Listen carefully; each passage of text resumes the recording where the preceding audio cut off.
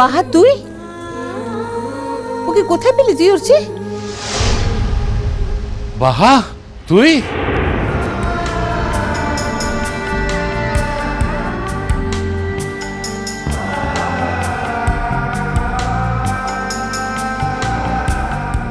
বাহা বাহা কি রে?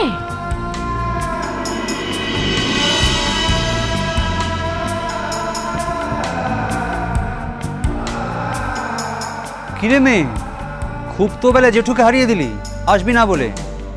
অর্চি দাদার সঙ্গে পেরে উঠলি না তো? ঠিক হয়েছে, ওই অর্চি হচ্ছে তোর একদম ঠিক ওষুধ।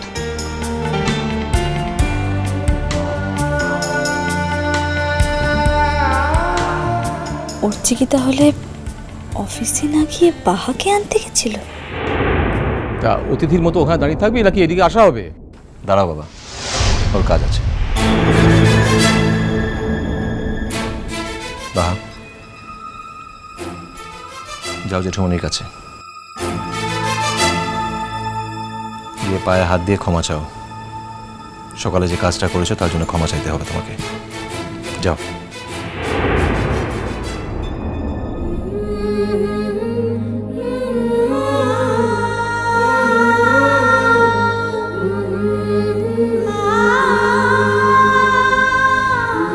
থাক থাক থাক, খুব হয়েছে।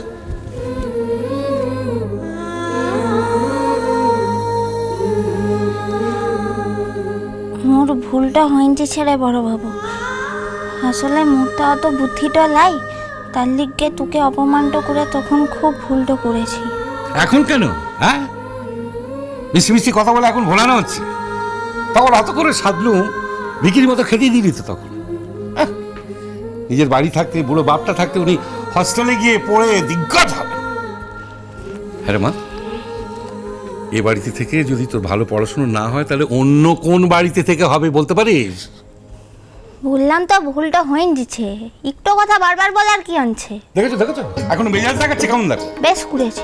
এই হি পাটা তুলে ক্ষমাটা চাইলাম, তার লিগেও তোর ভুলক লাই। এখানে ফির কথাটা শুনাইছিস।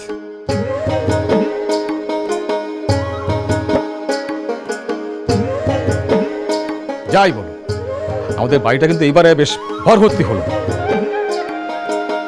সত্যি বাহা, তুই না থাকলে চলে, বাড়িটা বাড়িই মনে হয় না। তারপর যান, এরকম শাকচুনির মতো দাঁড়িয়ে না থেকে মুখ হাত পা ধুয়ে জামা কাপড়টা পাল্টে একটু ভদ্রলোক হয়ে আসুন। মু যদি শাকচুন্নিটা হই তাহলে তো তুই একটু ব্রহ্মদত্তে টানছিস। এমন ঘন্টা মারবো না, আবার নিজের নাম বলে দেবো।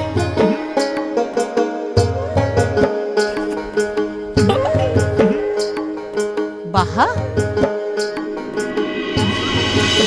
আয় তো দেখি একবার মুখটা। কেমন আছিস রেমা? ভালো। পরীক্ষা কেমন হলো বাহা? তোর মুখটা এরকম শুকাই দিচ্ছে কেন রে দিদিমণি? শরীরটা ভালো লাই? না বাহা, আমি ভালো আছি। আর যেটুকু খারাপ আছে সেটুকু তুমি যত্ন করে ঠিক করে দেবে। হি রে, মু তো এখন ইসেটা দিচ্ছি, মু তোকে ঠিক সারাইন তুলবক, দেখিস কি না? আমাকে এখন অফিসে যেতে হবে, কিন্তু তার আগে আমার দুটো কথা বলার আছে। কি রে? বাহার পড়াশোনা যেন কোনোভাবে হ্যাম্পার না হয়। তার তো এখন ডিগ্রি কোর্স, সুতরাং সংসারে কাজকর্ম ঠেলায় যেন ওর পড়াশোনা ক্ষতি না হয় যেন।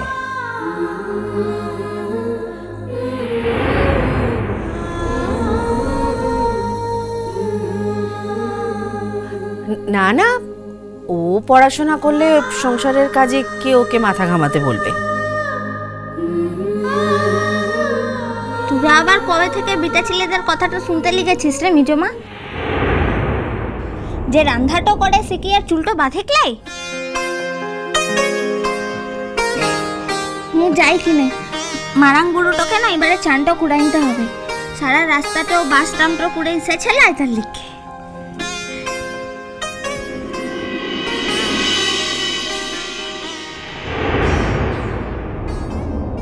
উঠছি, এবার খোলসা করে বল তো দেখি, ওকে কেমন করে নিয়ে এলি? খোলসা করে বলার আর কিছু নেই। আমি একটা কথা বলবো আর বাহা শুনবে না, তা তো হতে পারে না। ও কলকাতায় থেকে পড়াশোনা করবে, অথচ আমাদের বাড়িতে না থেকে অন্য কোথাও থাকবে। এরকম অসম্ভব ঘটনার কখনো ঘটতে পারে?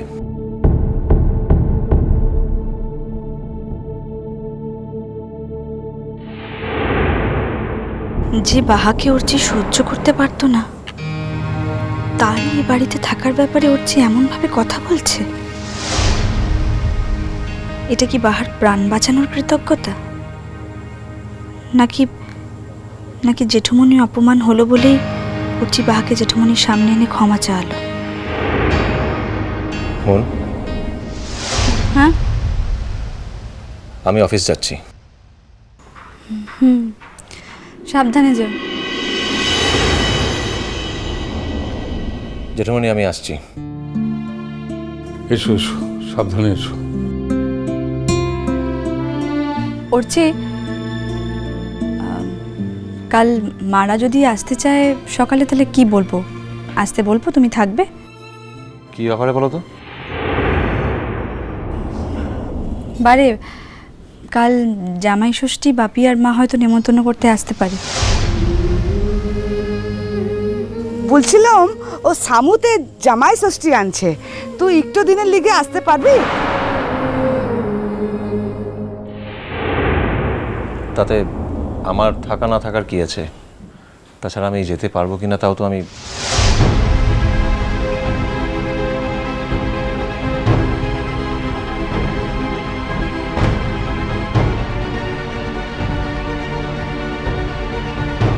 ওকে, তাহলে সেটাই বলে দেবো।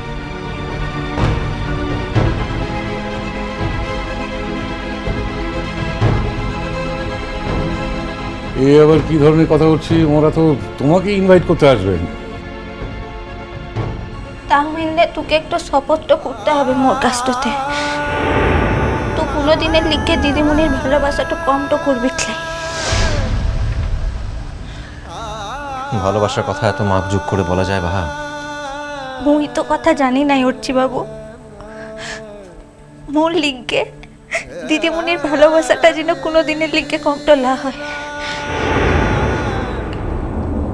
চিন্তা করো না বাহা,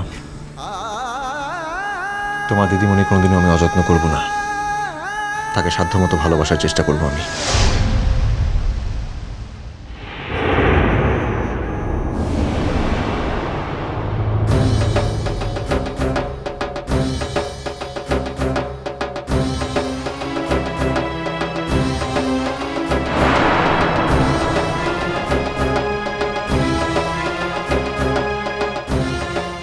ঠিক আছে, বলে দিও আমি থাকবো।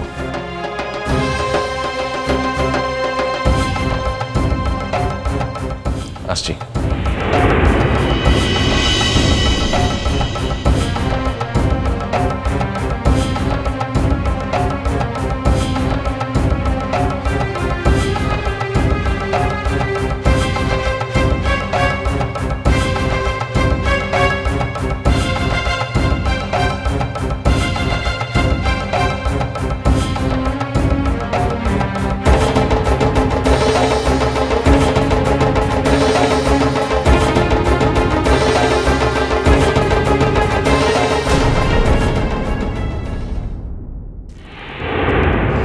এটা কি? এতগুলো সিঁদুরের প্যাকেট কেন এনেছো? কি গো, আমি তো তোমাকে বলিনি যে আমার সিঁদুরের দরকার আছে? আর দরকার থাকলে তো আমি নিজেই... মিষ্টি কুটু মিষ্টি কুটু মিষ্টি কুটু